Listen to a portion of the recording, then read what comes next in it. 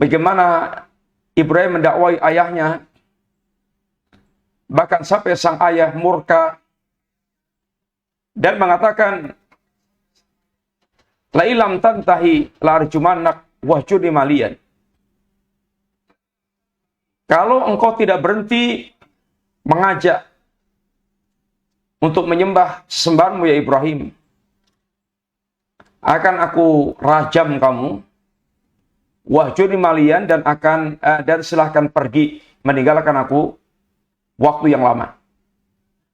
Dalam ungkapan orang Jawa, ini tak berengkolangi kamu dan minggato. Itu adalah ungkapan buruk orang tua untuk sang anak. Bapaknya Ibrahim lebih mencintai berhalanya dibandingkan dengan sang anak.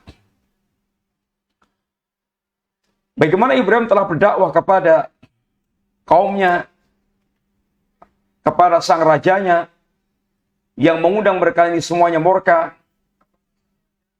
Bahkan mereka kemudian bersepakat untuk mengumpulkan kayu bakar sebanyak-banyaknya, sampai kemudian api yang menyala pun sangat besar, hingga mereka tidak bisa melempar Ibrahim dari jarak dekat, melemparnya dari jarak jauh dengan alat manjani. Para pemirsa yang dirahmati Allah Subhanahu wa taala, Ibrahim apa di antara doanya kepada Allah Ta'ala? Waj'nubni wa baniya an na'budal asnam. Ya Allah, jauhkan aku dan anak turunku dari menyembah berhala. Artinya ada kekhawatiran kalau sampai dirinya terjerumus ke dalam ini lembah kesyirikan. Padahal setingkat Ibrahim, yang kita tahu kalau kelas iman dan tauhidnya sedemikian tinggi. Kemudian sahabat Umar bin Khattab radhiyallahu anhu, beliau diantaranya mengatakan, tanqudu al-Islam urwatan. Idza nasa fil Islam man la ya'riful jahiliyah. Islam ini akan pudar seutas demi seutas jika di tengah-tengah kaum muslimin tumbuh generasi yang mereka tidak mengenal jahiliyah. Jahiliyah adalah semua yang bertentangan dengan Islam. Dari yang akar sampai ujungnya, itu jahiliyah. Keislaman orang akan bisa udar seutas demi seutas, sampai udar total, jika tumbuh di tengah-tengah kaum muslimin orang yang mereka tidak paham tentang jahiliyah. Sehingga nggak paham syirik, nggak paham kufur, nggak paham nifak, nggak paham bid'ah, nggak paham maksiat. Akan bisa lepas keislaman mereka. Sehingga Islam tinggal namanya saja. Sahabat Udzaifah radhiyallahu anhu, yang dikenal dengan gelar sahibu siri Rasulullah, megang rahasia Rasulullah, banyak hal rahasia yang Udzaifah ketahui, sampai Umar pun pernah datang pada Udzaifah, ya Udzaifah, hal sammani Rasulullah sallam minal munafikin, apakah Nabi pernah menyebutkan kepadamu bahwa aku termasuk golongan orang munafik? Apa kata Udzaifah? Beliau mengatakan, kana nas yas'aluna Rasulullah sallallahu alaihi wasallam anil khair wa kuntu as'alu anil syarr makhafata yudrikani. Manusia banyak yang mereka bertanya kepada Nabi tentang kebaikan-kebaikan, dan itu ada kebaikan, itu baik. Karena bertanya kepada ahlinya, bertanya kepada orang alim berkaitan dengan kebutuhan dia untuk berbuat baik. Adapun aku, kata Udzaifah, aku bertanya kepada Nabi, wa kuntu as'alu anil syarr. Adapun aku bertanya kepada Nabi tentang keburukan. Kenapa? Ini yang penting kita perhatikan. Makhafata yudrikani. Ada kekhawatiran pada diriku, seandainya aku bertemu dengan keburukan itu, lalu aku tidak ketahui, aku khawatir terperosok dalam keburukan tanpa sadar. Inilah ungkapan para salaf kita. Maka Quran mengatakan walitastabina sabilul mujrimin. Dengan penjelasan Allah yang gamblang dalam Al-Quran agar jelas jalannya orang-orang yang mujrim. Sehingga kita bisa menghindari.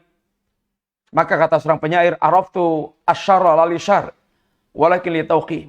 Saya mengenal keburukan bukan untuk melakukan keburukan, akan tapi dalam rangka untuk bisa menghindari keburukan tersebut.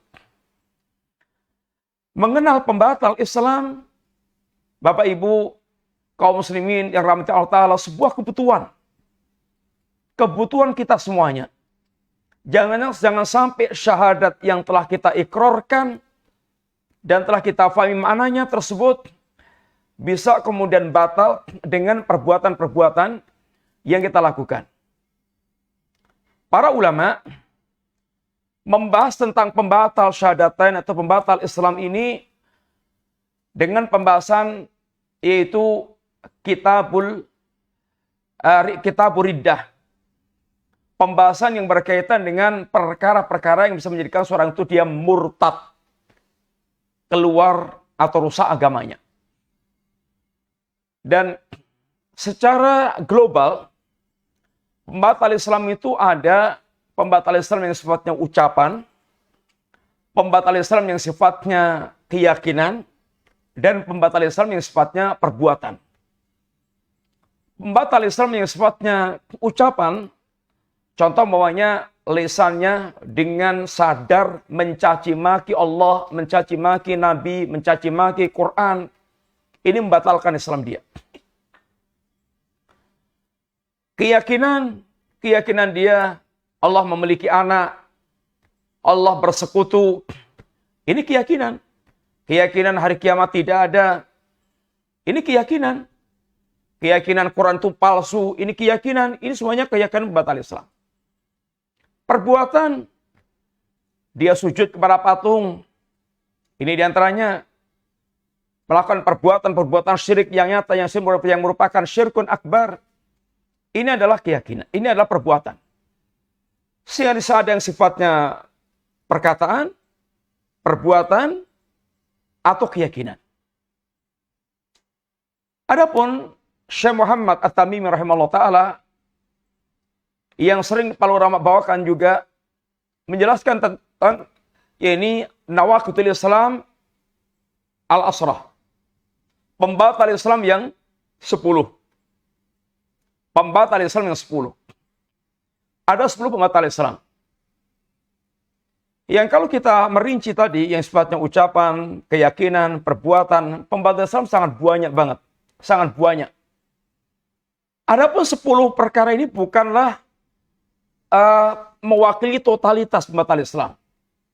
Tetapi sebagaimana beliau katakan, a'dhamu ma yakunu khataran wa aktsaru ma yakunu wuqu'an. Pembatal yang 10 ini adalah perkara-perkara terbesar yang sangat berbahaya dan perkara-perkara yang banyak terjadi di tengah-tengah kehidupan manusia. Di tengah-tengah kaum muslimin tentunya. Yang menjadikan seorang dia batal Islamnya. Perlu kita tegaskan sebelum kita membahas tentang 10 pembatal Islam ini, para pemirsa yang rahmati Allah Ta'ala, ketika kita bicara tentang poin 1, 2, 3, sampai 10, ini adalah pembicaraan mutlak, lepas. Barang siapa dia melakukan begini, atau mengucapkan begini, atau berkeyakinan begini, maka dia kafir. Adapun pengkafiran kepada person tertentu, si fulan, yang dia kelihatan melakukan perbuatan begini, atau mengucapkan kalimat begini, nggak bisa langsung dikafirkan. Sehingga sebelum kita jelaskan, harus kita betul-betul paham antara takfir mutlak, takfir lepas, dengan takfir ini muayyan. Antara takfir lepas, takfir secara umum berkaitan dengan perbuatan, penilaian sebuah perbuatan, dengan takfir kepada pribadi tertentu. Sehingga tidak boleh ini salah paham. Tidak setiap orang yang mereka melakukan perbuatan kekafiran langsung bisa dikafirkan. Untuk mengkafirkan orang per orang, ini dibutuhkan terpenuhinya syurut, terpenuhinya syarat-syarat, dan hilangnya mawani. Ini dibahas tersendiri. Sehingga tidak bisa sembarang orang kemudian dia mengkafirkan ini seorang. Adapun 10 pembatal keislaman itu, yang pertama, asyirku billah, penyekutuan kepada Allah Subhanahu wa taala. Yang kedua, man ja'ala baina wa bainallah wasa'id. Orang yang menjadikan perantara antara dia dengan Allah dalam perkara ibadah. Yang ketiga, malam yukafiril musyrikin au syakka fi kufrihim au sahhaha madhabahum. Orang yang mereka tidak mengkafirkan orang-orang kafir musyrik atau ragu atas kekafiran mereka atau bahkan membenarkan ini mazhab kekafiran kesyirikan mereka. Yang keempat, man i'taqada anna hukma ghairi hukma nabi ghairi hukmi nabi akmal min hukmi wa anna hadya ghairihi ahsan min hadi. Orang yang mereka berkeyakinan bahwa hukum selain hukum Nabi itu lebih sempurna dibandingkan hukum Nabi.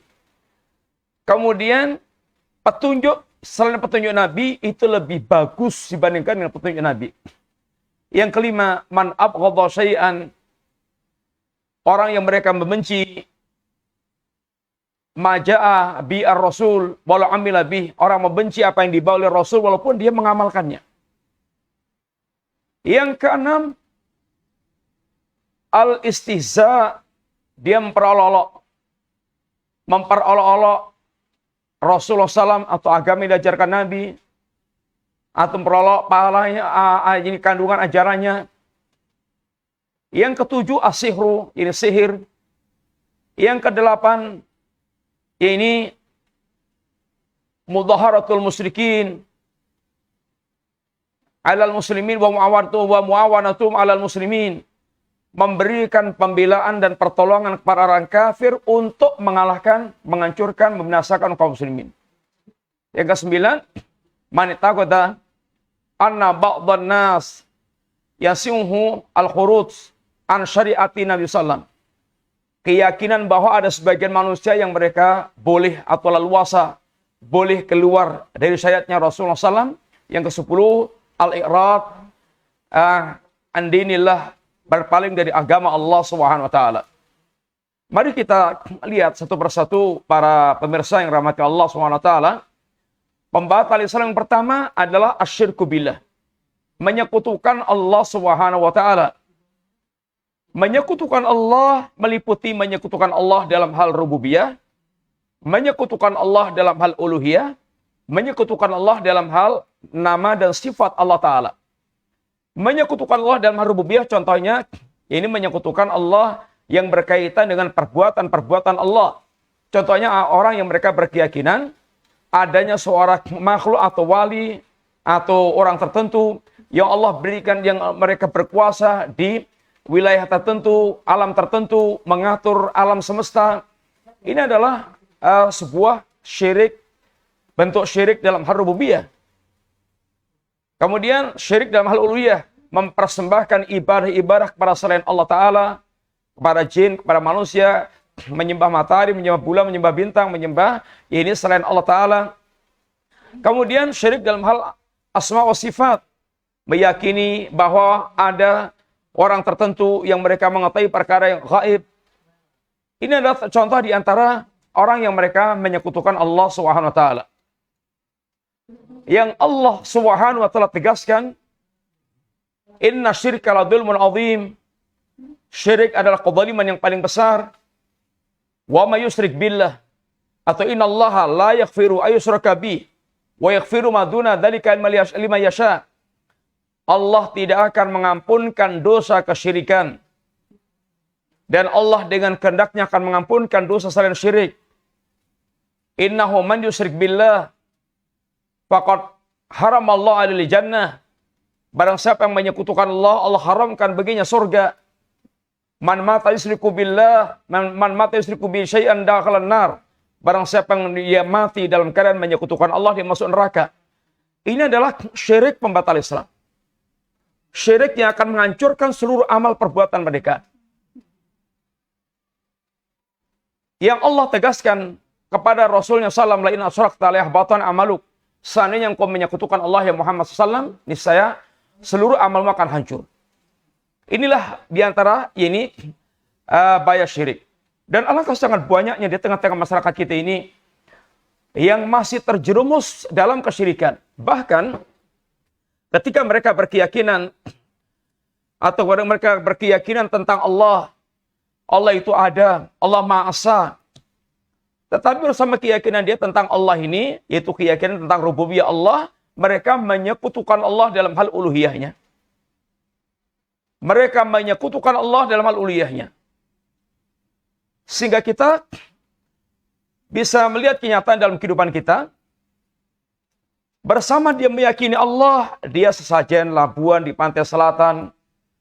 Dia sesajen di Gunung Merapi. Dia meminta datang ke kuburan, meminta-minta kepada alul kubur, mayit yang telah meninggal. Ini semuanya adalah contoh-contoh kesyirikan yang merebak yang ada di tengah-tengah masyarakat kita. Ini yang pertama. Kita singkat-singkat saja karena waktu kita sangat terbatas. Penjelasan 10 perkara ini kita singkat. Ada waktunya sendiri menjelaskan satu persatu. Yang kedua, manjala bainahu wa bainallahi wasa'id. Orang yang mereka menjadikan antara dia dengan Allah perantara. Ini perantara dalam perkara ibadah. Sehingga mereka yas'aluhum, mereka meminta kepada para sesembahan tersebut, para perantara tersebut. Mereka berdoa kepada para perantara tersebut. Wa yad'uhum, mereka dia meminta kepada para perantara. Wa yas'alumus syafa'ah, mereka meminta syafaat. Mereka meminta syafaat. Kemudian mereka yaitu wa yatawakkal alaihim, dan mereka bertawakal kepada para perantara tersebut. Ini poin yang kedua, ini sungguhnya bagian daripada poin yang pertama. Ini bagian dari kesyirikan. Poin yang kedua ini sesungguhnya merupakan bagian daripada yang pertama, yaitu syirik. Akan tapi bila sendirikan. Karena